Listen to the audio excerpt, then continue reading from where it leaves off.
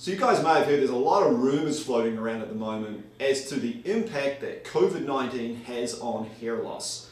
The reality is the stress of actually going through COVID can act as a byproduct to actually make the follicles fall out. It's called telogen effluvium, which is really rapid hair loss, where the growing cycle of the follicle, the normal growing cycle, is actually disturbed.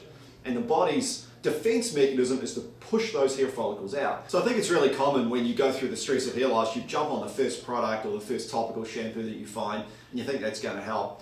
I think it's really important that people understand it has to be a global approach. It all starts at the base of the hair follicle. That's where the trauma or the stress is caused.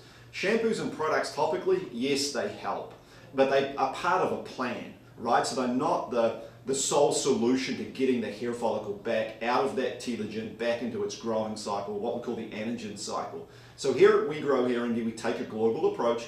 We utilize laser therapy, exosomes, platelet-rich plasma, in conjunction with topical products. So those of you guys out there that see the shampoos and the products, do they help? Yes, they help the topical growing environment, but they're not really getting to the root cause. Think global approach, think medically proven options. That's what we have here at We Grow Hair India.